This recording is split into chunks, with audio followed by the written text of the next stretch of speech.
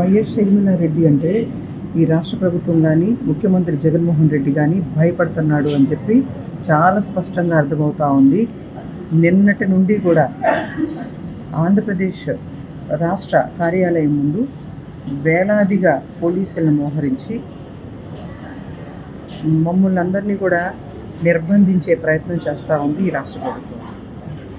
రాష్ట్ర వ్యాప్తంగా ఉన్నటువంటి కాంగ్రెస్ పార్టీ నాయకులు నిరుద్యోగులకి మద్దతుగా సెక్రటరియట్ ముట్టడి కార్యక్రమానికి ఆంధ్రప్రదేశ్ కాంగ్రెస్ కమిటీ పిలుపునిచ్చినందువల్ల వివిధ ప్రాంతాల నుంచి తరలి వస్తూ ఉంటే అందరినీ కూడా హౌస్ అరెస్ట్ చేసి, లేదంటే రోడ్డు మార్గంలో కానీ రైలు మార్గంలో కానీ ప్రయాణం చేస్తున్న వాళ్ళందరినీ కూడా వెంటపడి డిటైన్ చేసి నోటీసులు సర్వ్ చేసి, మీరు ఏమాత్రం విజయవాడకు రీచ్ అయినా సరే మేము మీ పైన చాలా తీవ్రమైనటువంటి సెక్షన్స్తో కేసులు నమోదు చేస్తాము అని చెప్పి భయపడుతూ ఆంధ్రరత్న భవన్ కార్యాలయం దగ్గర ఇప్పుడు ఈ సమయంలో సుమారుగా 5 గంటల టైంలో తెల్లవారుజామున 1000 మందికి పైగా పోలీసులను పెట్టి పార్టీ కార్యాలయానికి కూడా ఎవరిని రానివ్వకుండా ఎక్కడ వాళ్ళని అక్కడే వచ్చిన వాళ్ళందరినీ కూడా ఎత్తివేసి వ్యానుల్లో పడేసి పోలీస్ స్టేషన్లకు తరలిస్తూ ఉన్నారు. ఇది ప్రజాస్వామ్యానికి మంచి పద్ధతి కాదు.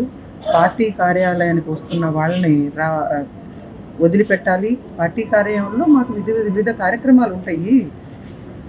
ఎలక్షన్లు దగ్గరలో ఉన్నాయి. అభ్యర్థులు అనేక మంది అప్లికేషన్స్ పెట్టుకోవడానికి కూడా పార్టీ కార్యాలయానికి వస్తూ ఉన్నారు.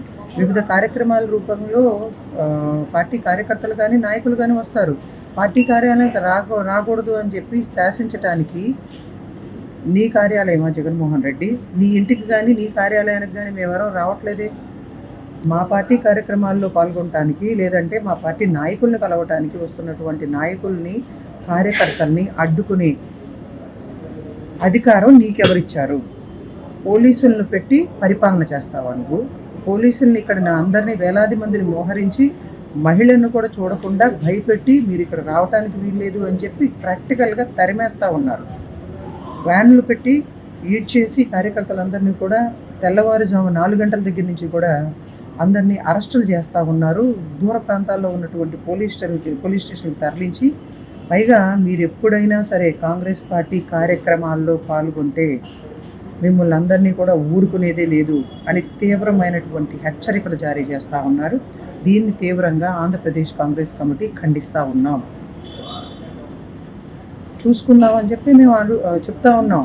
మా పార్టీ నాయకురాలు నిరుద్యోగులకు మద్దతుగా మీరు నోటిఫికేషన్ ఇవ్వకుండా, ఇచ్చినటువంటి హామీని నిలబెట్టుకోకుండా 4.5 సంవత్సరాలు గడిచిన 2 నెలల్లో ఎలక్షన్స్ ఉంటే కేవలం కంటి తుడుపు చేరేగా 6100 ఉద్యోగాల నోటిఫికేషన్ మీరు రిలీజ్ చేస్తే మిగిలినటువంటి రాష్ట్రంలో ఉన్నటువంటి నిరుద్యోగులందరూ కూడా ఏమైపోవాలి?